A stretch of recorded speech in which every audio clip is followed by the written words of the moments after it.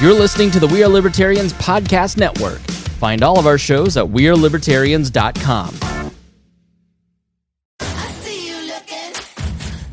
Hey loves, Haley Steinfeld here. Let's be real. When I'm on the red carpet, everyone wants to know whose dress I'm wearing. But here's the thing. We're so focused on those details, we're missing something that's actually way more important. Breast health. It's wild. Breasts get so much attention, but they're still so ignored when it matters most. Don't know what I'm talking about? Tune in on February 9th and visit yourattentionplease.com. That's yourattentionplease.com. See you then. You found your person. Now let the Knot help you with everything else. The Knot connects you to the wedding inspo, vendors, venues, and planning tools you need to make your day totally you. Having helped plan 25 million weddings, we've got your back when it comes to every little detail like RSVPs, budgets, and more. Because your wedding comes to life with the connections that matter the most. Get started at theknot.com/audio. The Knot. Let's plan your wedding together. Welcome, everyone, to a special debate hosted by We Are Libertarians Network. I'm your moderator, Hodey Johns, and I'm excited to bring you some very bright minds today. Today, we'll be discussing abortion. I am joined by debaters Sarah Brady Wagner and Dennis Allen Miller II, who have graciously agreed to share their opposing viewpoints on the topic. Abortion is a complex issue. If you think it's simple, then you're living in an echo chamber, and you should prepare to hear intelligent people talk about both sides and a lot of knowledge. Remember that the winner of the debate is not the one who you agreed with the most. It's the one who made you think the most. Both of these individuals have done a great amount of research and thinking about the topic, and the fact that they have come to different conclusions means that we should be open to all information on the issue. I ask the audience to be respectful, thank them for their time and thoughts, and be genuine if you have further questions. If you harass either of them, you are unworthy to live in the very basements you dwell in. I also wanted to thank Donald Keller for assisting me in designing this debate format. Debaters, let's review this format. I've asked each of you to prepare a 2-minute opening statement. Afterwards, you will both be given 3 sets of 3 questions. You'll be given 2 minutes to answer each question, after which point I will softly say, time. You may finish your sentence in thought, but please don't make me use my mute button. You may also yield your time if you feel you do not need the 2 minutes to answer the question. After the 3 questions have been answered, your opponent will have 90 seconds to respond. And then we'll get a second of a segment of 3 questions, himself or herself. This will go back and forth until the end, at which point you'll have 2 minutes to issue a closing statement with which you may answer anything more fully, respond to your opponent's rebuttals, or make a point that you don't feel was adequately covered during this debate. So let's begin. Sarah, please give us your opening statement. The question of abortion is one that comes down to a conflict of rights between a woman and the potential child that she's carrying. Regardless of when you believe life or personhood or whatever measure you're choosing to use, we can all hopefully agree that the issue being discussed regards a loss of potential life. In the libertarian tradition, a person is a free moral agent with sole dominion over his or her own life. This entails the right to make choices believed necessary to a desired emotional or psychological, as well as purely physical state. The right to control one's body is meaningless, after all, without the right to control how the body affects the rest of oneself. To interfere with self-determination, that's life, liberty, and the pursuit of happiness, is to deny the human the capability of moral agency and to treat a person as a thing. When such interference occurs on a systemic basis, we have a word for this. We call it slavery. It includes race slavery, forced labor camps, conscription, and proscription of abortion, which is sometimes known as breeding slavery. And those who believe abortion to be morally wrong tend to focus all their attention on the fetus or the baby. In their view, the rights of the woman and the consequences to her life are only secondary to the proposed right of the fetus to life. Libertarians, however, believe in the sanctity of private property as well. And there is no private property that is more private than one's own body. We have to wrestle with the question of whether the right to life is one that is a natural right and a negative one, or if even for a limited period of time, it's a right that entails a positive claim on the body of a woman. And the implications of endorsing life as a positive right for those potential persons who are not yet sufficiently developed in order to be able to sustain life on their own cannot simply be swept under the rug, because they have very real impacts on the world as it already exists. A huge number of potential lives are often left out of this debate if we do endorse the belief that all human life must be given a chance to grow to the point where it's capable of surviving outside of a womb. There are over 1 million embryos in long-term cryogenic storage in the U.S. What rights to life do they have? Whose body do they have a claim to because of those rights? And does this right to life exist only as a positive claim until birth? And if preserving life is the real issue, those are the issues we should be grappling with. Okay, thank you. Dennis, please give us your opening statement. Well, whenever we look into embryology, human life begins at conception when the male sperm connects with the female ovum and ends up with a fusion and actually a spark of life just recently recorded in 2016. Now, the question here is not whether this is a life or whether this is human. The real question here is this a person? Because there's a massive difference between simply human life or personhood. So at what point do we decide to grant personhood to this? Now, we can look back into the past history of the United States at the Dred Scott decision, where the decision of personhood was left up arbitrarily to another human being. And I don't believe that that's a path that we need to go down ever again. So whenever you're thinking about this debate, I believe that my opponent here will agree that this is a unique life with its own individual DNA. The only moral issue in this debate or legal issue in this debate is whether we are to grant this life personhood. I say yes because whenever we draw a moral distinction in what humans we decide to grant personhood to or not, it's always morally reprehensible, and history will look back on us in fear. Okay, thank you very much. Sarah, we're going to start with you. These first 3 questions are from me. Question 1. Ben Shapiro makes the following argument. A first trimester fetus has moral value because whether you consider it a potential human life or a full-on human life, it has more value than just a cluster of cells.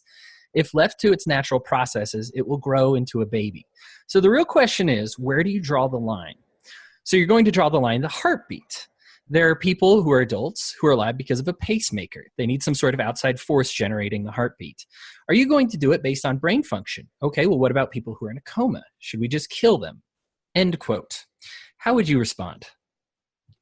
I would base it on the ability to sustain your life without requiring the claim on resources of another. And that really becomes an issue of technology. It would be great if we had artificial wombs and the technology necessary to facilitate fetal transfer, but unfortunately we don't. So to me, the solution to that technological loss is not, to force a woman to act as a gestational carrier against her will. It's to try and find a technological solution. We wouldn't say that someone has the ability to, if they need to be on a respirator, oh, well, we don't have automatic respirators yet, so it's okay for you to force your grandson to be by your side 24/7 to act as your personal respirator to sustain your life. Okay. Again, 2 minutes to answer this question. Documents, video, and audio sources have revealed many issues with accidental births during an abortion. From gruesome pictures depicting nauseating scenes to live births with fetuses crying, screaming, and seizing, to confessions of intentional birthing and subsequent suffocation, the numbers of such events are now in the thousands, documented. These are not in back alley black market situations. These are tales from Planned Parenthood, fully functional and widely trusted hospitals, and leaked from reputable doctors. Pro-choice advocates often argue that illegalizing abortion would result in increasing brutality. But having been witness to such events myself in person, it is difficult to imagine. How would you defend the practice knowing that these such events have taken place, letting it continue to be legal? Well, my primary argument would be that making it illegal doesn't prevent these practices from continuing to take place. That's one of the problems that we face, is that this is a social issue that we're trying to solve with an initiation of government force. And what does that look like? It looks like forcing women to give birth against their will. In cases of late in cases of very late term pregnancy, I think the issue that really needs to be looked at is the viability of the child itself. And that improves, again, with technology. But when you're looking at that viability, you have to look at it as a whole concept. One thing that has come up a lot recently is the idea of late-term abortions, or third trimester abortions, where in developed countries there is very much arguably an ability for that child to survive independently.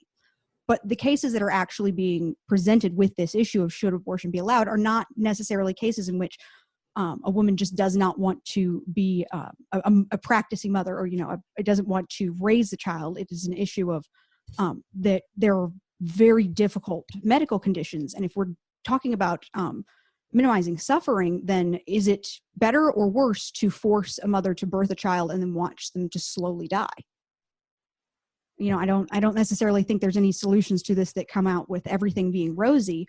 But if we're going to try and minimize force, we also want to make it easier for the alternatives to not be so scary. We need to make abortion, yes, is an option, but if adoption is an easier option, and the time that in physical resources that you have to commit to a pregnancy before you can remove it without killing your infant at that point, we should be able to do that. And we should make adoption much more easily accessible, and not such the system that we have is not one that most parents would want to put their kids into.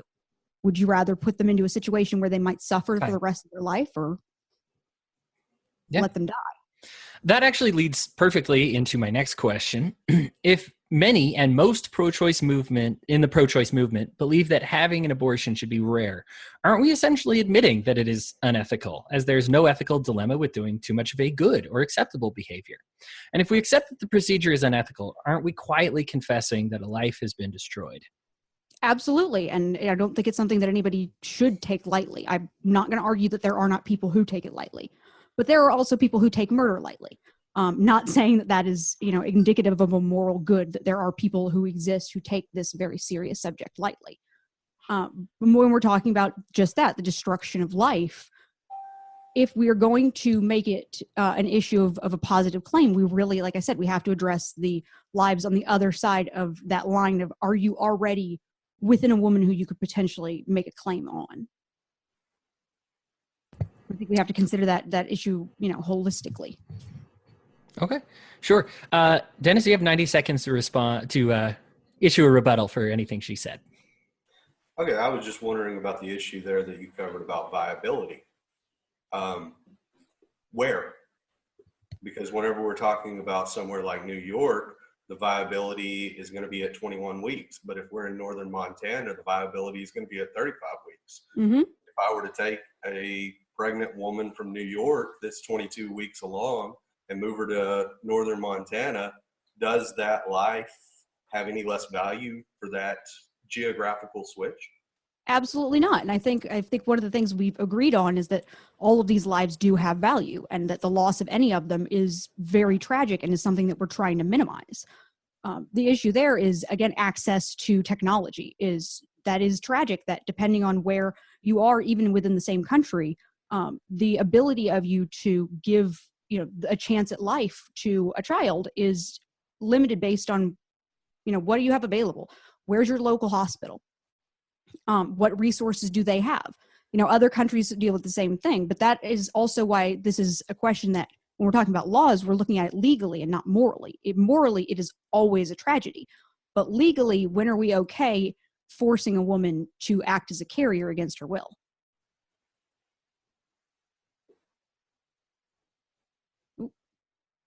We can't hear. Sorry, we're still on your time, Dennis. Did you want to follow that up with anything? That's fine. Okay. Let's move on. Dennis, these questions are now for you and from me. First question, there's no scientific consensus on when life begins. The chromosomes begin to grow immediately, but DNA takes time to develop. After that, brain, hearts, fingers, and other parts grow at various times. When is it a life? And without scientific backing, how are you not forcing your morality onto someone else? Well, I'm someone who believes it's a life at conception and implantation. And I believe embryology has actually been very clear on this, that as the fertilization happens, it becomes a life from the male germination of the ovum and has its own unique DNA. It is a living potential human being. So Okay. I believe the science is pretty settled whenever it comes to embryology. Okay. Second question. Pro-life advocates treat the life of an unborn fetus as a life, but they often put the mother in a situation that no other human would be permitted to put her in. If she is raped and has lost the autonomy of her body, do we then task her with the further burden of birthing a life she had no consent to create and invade her personal privacy in order to make sure she does so? And if the pregnancy threatens to kill her, do we tell her she must die so that this potential life might occur?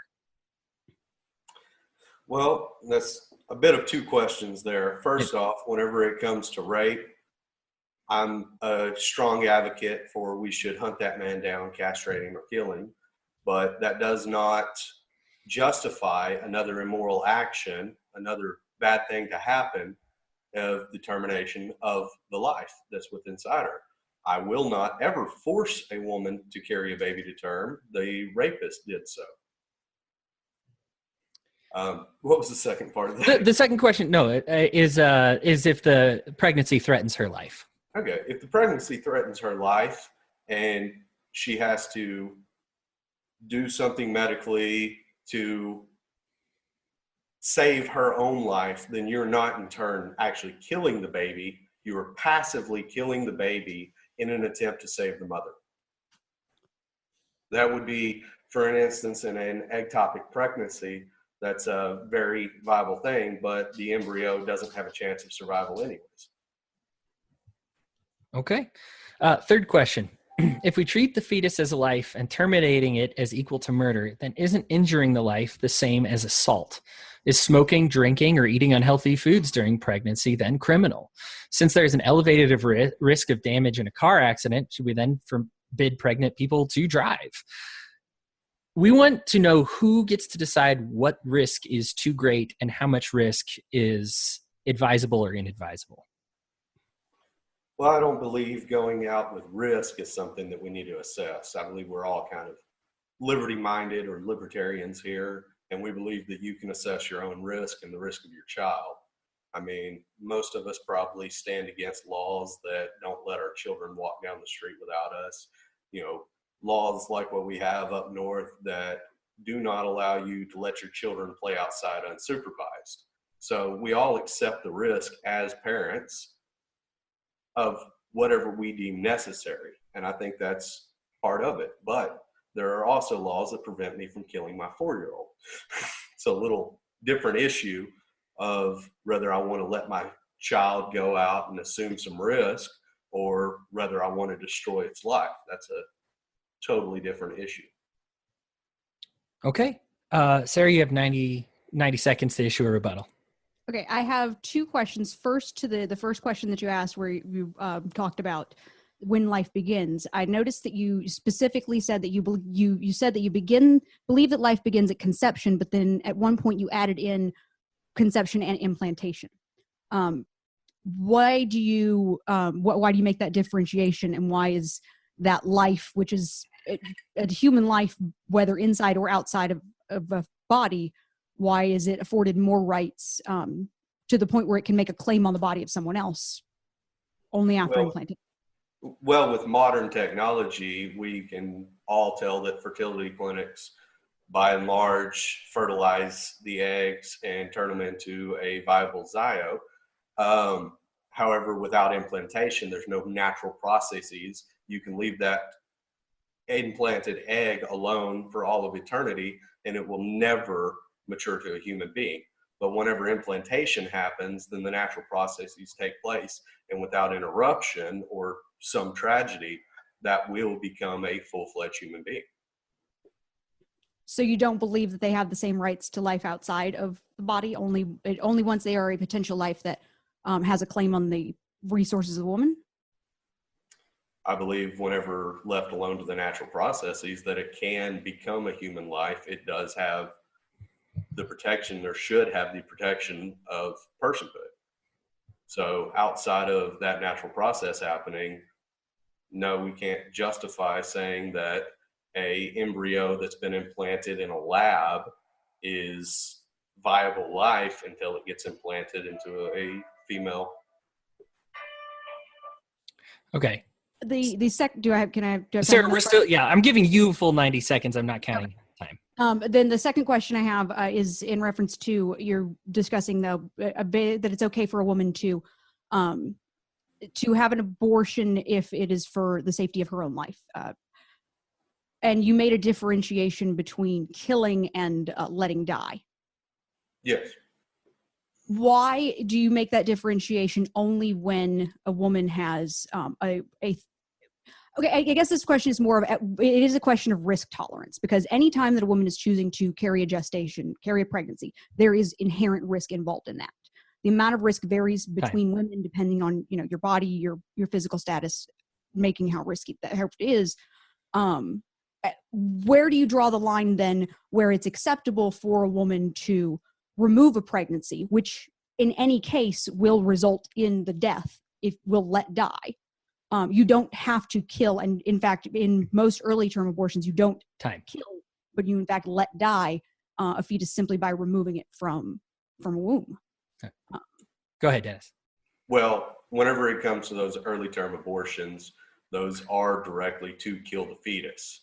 Whenever it comes to something like, for instance, if the mother had breast cancer and she were to go through chemotherapy, that is saving the woman's life, and in part, the child will most likely die from this. And I believe looking at the value of saving a life and passively the other life dies.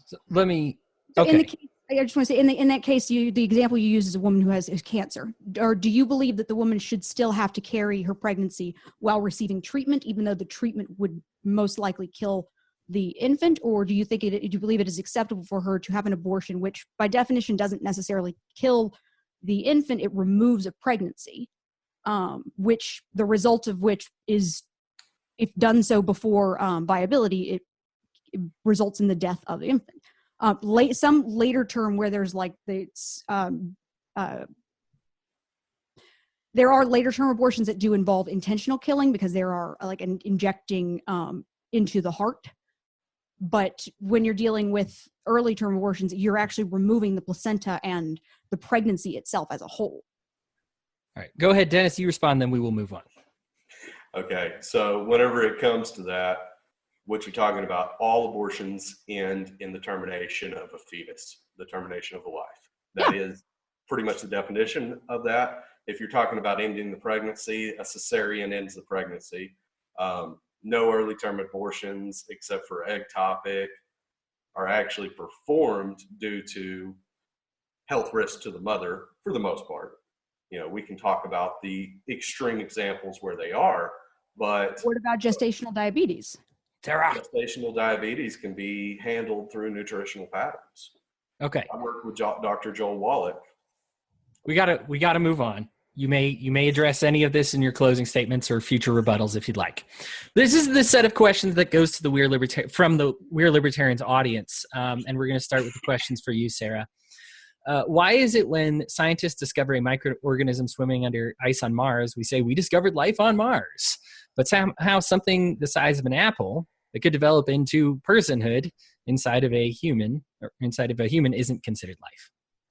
I mean, I think we've already addressed that, and I do consider it life. It is life. And in fact, I think it's arguably a person. I think that extends further back than most people will give an accounting for. And I think that is why we even have this debate in the first place. It's probably true. All right. Number 2, if a surrogate decides she wants her choice and kills someone else's baby, how is that not murder? In that case, it is a tragedy, but it is something that is included in surrogacy contracts, that a woman, because she is choosing to contract a service for someone else, she still does not give up the overall rights to her body. Is it a terrible thing to do? Absolutely. I mean, as somebody who's dealing with fertility markets myself, if that happened to me, that somebody who was a surrogate chose to have an abortion of my baby, that is a tragic, horrible thing and has many consequences. But her signing that contract doesn't make her my slave. And we don't allow human slavery. And I think that's what it comes down to is, do I have a right to her body because she signed a contract, or does she sign a contract to help me with something and she still maintains a right to her body and can break that contract because of it? All right. Third question, is a baby after birth a viable life? If not, at what point does it become a viable life? 24 hours, a week, month, year, 5 years old? Some of those can't sustain life on their own with outside assistance. If it is a viable life just moments after birth, is it a viable life 12 hours before, a week before, a month before, 6 months, conception? There are pre-birth fetuses that are viable and children that are born that need extensive medical care in order to even become viable. So the line is blurred on viability. Where is and what defines a viable life? When does an abortion violate the non-aggression principle? I think those are two very kind of disjointed questions, but for when what viability is there, that is a defined term that is based on the availability of technology. And like you said, it's a sliding scale and it's a gray term because viability is also never guaranteed. It's a state of, could we potentially save this life? Not all infants are viable, even if they are carried to full term, and that is a human tragedy. As far as violating the non-aggression principle, I guess that's like a whole separate question in and of itself. That comes down to, I think, if you were going to consider questions of like self-defense, I think you can justify that pretty easily under the requirements of what it's demanding for a woman's body. I think just because you are able to justify something under non-aggression, though, doesn't mean that you should do it. And you should still try and minimize the amount of force used on other people at any time. Okay. Dennis, 90 seconds to issue a rebuttal. I don't really have anything to rebut on that. I think that was a pretty good answer. Okay. Sounds like Sarah would be willing to take your time for you. If you want to talk some more. No, you're all right. We might actually get through this. Yeah. All right. The Weird Libertarians audience have the following 3 questions for you, Dennis. We have the ability to detect if a child has certain debilitating defects before they're even born. Even aside from mental handicaps and disorders, we know fairly early on if the child is going to live in agonizing pain and die within the first year of their life. Furthermore, we know sustaining this life could place the family in hundreds of thousands of dollars in debt and use up valuable resources for lives that actually are sustainable. Is this life worth that anguish caused to the family and to the child itself? Is it worth the mother going bankrupt for? Well, I think that the complications with life, whenever we're talking about something like this, I mean, do we really want to become eugenicists? You're talking about any type of handicap, mental handicap, disability, anything like that. What would happen if Stephen Hawking's mother would have discovered this? I think a world of physics and the whole world around us would be a little bit different. And currently, one of the primary attacks on this eugenesis process is people with Down syndrome, but there's recent studies right now showing Down syndrome could actually cure some of the aging deformities that we have. So I think we need to be very, very careful when we start moving into the world of eugenics. Second question. Governments have notoriously abused their powers. They have attempted to sterilize minorities by mandating medical practices that would render them infertile. You already brought up eugenics. The idea then is that a government having the power to ban abortion is by default a government powerful enough to mandate one or mandate other things to your body. Is giving the government control over this area not dangerous considering their illustrious history of untrustworthiness? Well, obviously giving the government control over anything is dangerous. I mean, it's government. However, whenever it comes to this issue, I believe one of the only reasons government has a moral existence is to protect those who can't be protected. Whenever it comes to our federal government, one of its only reasons for existing is protecting our shores from invasion and protecting us like that. I believe that living in a civilized society, one of the most moral reasons we have is that we do not go into mob mentality. Instead, we let the government have a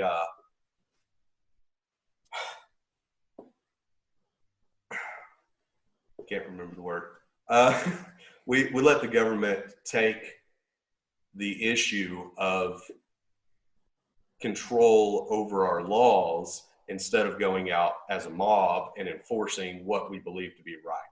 So whenever it comes to an issue like this, like the preservation of life, I believe that government is the only entity that has the moral authority to do so, because it will not be mob mentality. Great. Last question from the Weird Libertarians audience to you. When posed with the dilemma of saving a young child versus saving 1,000 viable embryos, most people, even pro-life people, respond that they would save the young child. This indicates that we naturally see an inherent difference in what we value in moral terms. Regardless of whether you would rescue the embryos or the child yourself, how would you reconcile that disparity? Well, I mean, this is the trolley car question, truly. Standard trolley car question. I'm standing here at an intersection and Sarah's on track A, which the train is going down, and 5 other people are on track B. Do I pull the switch, killing the 5 other people and saving Sarah, or do I not pull the switch? And that right there is, do I passively let people die, or do I actively interject and kill another? And it's not really the greatest issue. And we can break it down another way like this. You're in a fertility clinic, you have 2 viable embryos that are yours. They will implant and they will bring your baby to life. Or you have the other room with 100 screaming adults you could save. Which one do you do? These are moral intuitions, but that doesn't actually justify which one is morally correct. Okay? It's just moral intuitions. And like we said earlier, where I talked about the life of the mother if she had cancer versus the life of the child, it's obvious that anyone has a moral cognition to believe that the life of a living human being that's already living, breathing, fully viable is a little bit better, but that's just a moral intuition. It's not a justification. Okay, Sarah, you have 90 seconds to respond. I don't have too much of a response other than that. You acknowledge that there is a difference, and that there is in this conflict of rights, there is at least some intuition towards preferencing the woman. But I guess how do you rectify and justify the line drawn towards what are you comfortable enforcing on a woman as opposed to what is her right to choose? Pregnancy and gestation, even if just done once and you give the baby up for adoption, that is a huge risk that any woman is taking on, and it involves permanent physical changes that carry with you for the rest of your life. Why is that not equally valid? Can you clarify that a little bit? So, and you're talking about the cancer, and that the woman, you said there is an intuition that the woman's life, a woman, an existing life as opposed to a potential life, has some more value. How do you justify the amount that right is reduced to make it justifiable, just because it's a change that I guess is a change that is acceptable? Well, like I said, it's not a justifiable position. What it is a moral intuition. We have those all the time. I mean, at what point do you justify any moral intuitions that you truly have? It's just, it's not justifiable one way or the other. I mean, we can go into a sci-fi situation where it's a woman here and myself on a starship, and there's no human beings beside me or her, and there's 5,000 viable embryos that can be implanted into artificial wombs and make it to gestation and grow up to be adults. Who do I save? Well, every sci-fi movie ever says it's the embryos. I did not count the clarification against you, Sarah, so you still have 30 seconds if you'd like it. I'm good. Okay. I hope we can get to the technology, though. That's in my questions. Okay. So, Sarah, these are Dennis's 3 questions for you. Okay. You support a woman's right to make her own reproductive choices in regards to abortion and contraception. Are there any restrictions you would approve of? I would say all reproductive choices in cases where there is not an ability to give the child a chance at life outside of the womb. So my big thing is viability. I think that as long as there is a child who has a chance at life, and sometimes there are cases of children who have conditions that are considered incompatible with life, which means, yes, you may have a live birth, but your child will have a slow and often painful death. Living maybe, sometimes it's a couple of days, sometimes it's up to a year, I know, and that's never a good circumstance. But if the child is able to rely on technology and potentially be able to survive on their own, I do think that that's something that we should do. Okay. Second question. If you do not believe that life begins at conception, when do you believe it begins? Or we should say human life begins at conception. When does it begin? At what stage of development should an unborn child have human rights? I do believe life begins at conception. I believe that conception is a process. It's not a moment. A lot of people want to think of it, like you said, like that spark, but that moment of fertilization, is that the spark that we're going to consider, or is it the moment of implantation, like you had mentioned?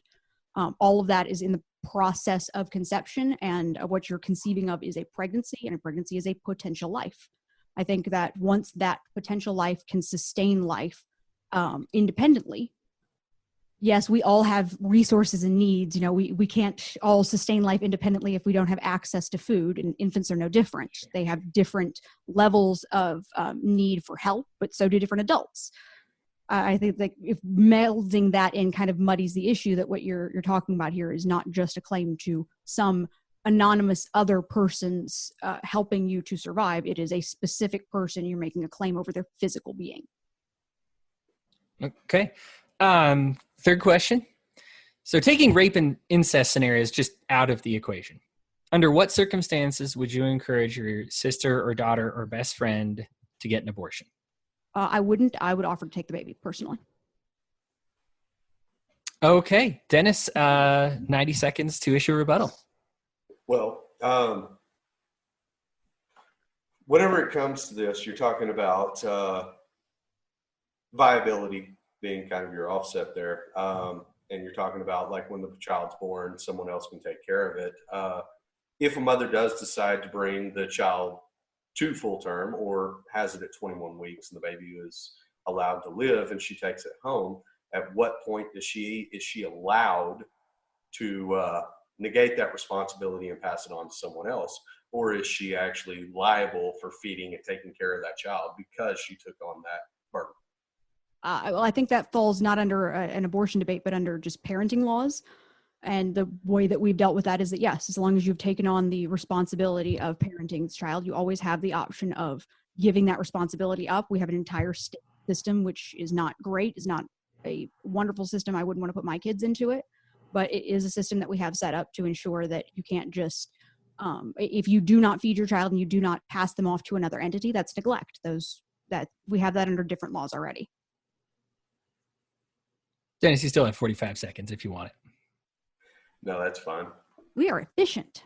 You really are. You really are. I was amazed that you were both willing to let each other answer during the rebuttals. I got to be honest with you, I was much more ruthless during my debates. You only had to sniff at me once. I was like 90 seconds, and it's going to be all me. You were both. You've both been real. Let's get through these without a fight, and then I'll sing your praises. Dennis, these are serious 3 questions for you. How would you enforce a ban on abortion without stripping women of their privacy rights? Well, first off, I believe the privacy rights in Roe v. Wade is what we're going to go into. And I think that was kind of a terrible decision whenever it comes to that, because that actually leaned on the 14th Amendment instead of the 4th Amendment if it was actually a privacy issue. However, whenever it comes down to it, any medical procedure that we look into actually strips you of your privacy rights. If I were to go into a psychiatrist and say that I am personally thinking about going and shooting up this school, then I would be called onto that, and my doctor would actually have a legal obligation to report me to proper authorities. That's not really a violation of my Fourth Amendment rights or my due process rights for some weird reason. The 14th Amendment, like Roe v. Wade, what that is actively preventing my attempt to end life. All right. Second question. What rights do you afford to the more than 1 million embryos in frozen storage in the U.S. alone? Well, like I said, those are embryos that cannot be put through natural processes on their own. When left alone, there is absolutely no way that those can turn into a human life. Thus, there's nothing we can really do about that. And, thank goodness for some of that research, because without it, fertility would continue going down. I've got several members of my family who've dealt with that. In fact, my sister-in-law carried twins for someone else through in vitro fertilization. And I think it's a pretty amazing thing.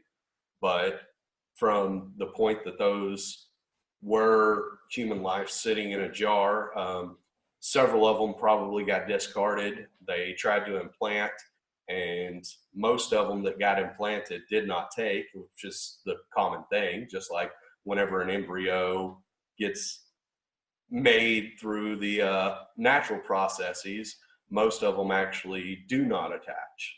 So if we were to say that other than attachment, just the conception alone without the natural processes going through that, then what are we going to accuse every woman out there who's hasn't had a egg attached whenever it got conceived, a murderer? I disagree with that premise. Okay. If technology were made available, which allowed a woman to transfer a pregnancy to an artificial womb, but doing so would involve a risk of the fetus dying in the process, essentially being aborted, would that be an acceptable alternative? Oh, I'm a big fan of the technology. In fact, we've done this on sheep and goats in the past, and I hope that it continues advancing so that way this becomes a non-issue in the future. I mean, isn't that what we always pray for? Back in the 1930s, the childhood mortality rate was through the roof. Technology advanced. Now we even have points where we can get a child out at 21 weeks and it's viable and let it survive. So I think that is by far the best way we could go about this, is supporting that technology. In fact, I hope to propose some bills to some friends of mine in Congress to try to move away the blockades that are in the way of this technological advancements. We should work together on that. I was going to say, you and Sarah have, knowing you both, I get together on that issue. Sarah, you have 90 seconds to issue a rebuttal. So to the first question, you are talking about that it wouldn't be necessary to strip a woman of her privacy rights because you could just go in through, I guess, some sort of basically regulating, making doctors mandatory reporters for cases of abortion, which does involve invading a woman's privacy rights. If we are to consider medical rights to be privacy rights, like you can actually go into your psychiatrist, and because they're your psychiatrist, you can tell them, I am thinking about doing this horrible, terrible thing. And they're not a mandated reporter in that case, because their job is to be the person that you can tell that you're thinking these terrible, horrible things to, and they can give you the necessary treatment in order to not have that happen. The same is true of doctors. We have a system that is supposed to be based on the relationship between a doctor and a patient is just that. It's medical. It's that they can make the best medical decisions for the patient. But what you're introducing is the idea that we should make doctors mandatory reporters, that if a woman wants to come to you to remove a pregnancy, that you should report her as a potential murderer, in which case that goes back to my original question. What do you do with her at that point? How are you going to enforce that you're not allowed to remove this pregnancy? And more than that, what about the women who aren't going to need to go to the doctor? Because you can have an abortion by yourself in your own home. if done early enough. Okay, so whenever it comes down to that, the doctor would not be reporting you like you were talking about in the psychologist instant. I'm thinking about blowing up this school and I'm going to blow up this school are two different instances. If I say, hey, I'm going to blow up this school, my doctor is actually under legal obligation to report that to the authorities. There's a big difference there. Now, whenever it comes down to it, I believe the woman actually, in most cases, since 1973 is when Roe versus Wade passed, most women do not have the mens rea to say that's murder, and I would never advocate for women to be arrested for murder for this. It's the doctors that actually take on the punishment whenever it comes to this. Loss of medical license, jail time, any of that, because they actually do have the mens rea and know that is a human life. So how would you enforce it on the women themselves? So if a woman doesn't need a doctor, if you're able to get access to a medication or chemical that allows you to have an abortion within your own home, how are you going to enforce the idea that, no, you're not allowed to do that? You have to, what are you going to do that's going to make that woman carry that baby to term? Dennis, go ahead and answer that, and then we will do closing statements. But you can go ahead and answer that, Dennis. There's absolutely nothing you can do in that instance. What you're looking at is, hey, a buddy of mine wants to go shoot up some heroin. Should I automatically make dosing centers for heroin legal for that? Or no? I'm libertarian, of course. But we should minimize the harm necessary if they're going to do something like that. Don't act government force. Yes, well, I believe that's not minimizing harm, because you're talking about an average before Roe v. Wade of around 50,000 attempted abortions a year to where now you have over 1 million a year. I mean, that's a massive difference. There's going to be the outlier case. What? What about the deaths of the women involved? Are there more or less deaths associated with women who seek out abortion? The point being that if they're going to seek it out, you don't necessarily need to go through a doctor. If you can't enforce that, then what is the point of having that law other than to have a way to invade privacy? The point of enforcing that law is to stop doctors from doing so. You're going to stop the majority of cases. You're not going to have over 1 million a year. And whenever you talk about the privacy or the rights of the woman, you're talking about 500,000 a year that die every year due to abortion. And more of them die due to childbirth. More than 500,000 women die a year in the U.S. due to childbirth. Oh, yes. In the U.S., childbirth is significantly more dangerous than abortion. That sounds like a good place. I mean, we may agree to disagree on the statistics, but let's go ahead and do our closing statements. Sarah, 2 minutes to deliver a closing statement. The real issue is the right to self-determination. The woman has a prior moral claim because she is the already existing free moral agent. It's her life, her body, and her physical resources that are being claimed, not the other way around. A woman's right to self-determination includes not only the right to control her physical body and all that happens within it, but the psychological and existential components of her life and her well-being as well. In the case of an unwanted pregnancy, the existential choice for a woman is not between abortion or no abortion. It is between abortion and compulsory childbearing.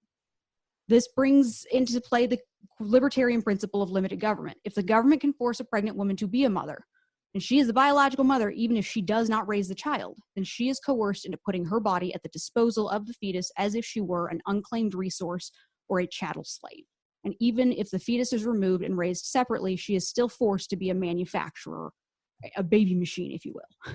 Thus, a woman's most fundamental right of choice and the right to control her own body is destroyed.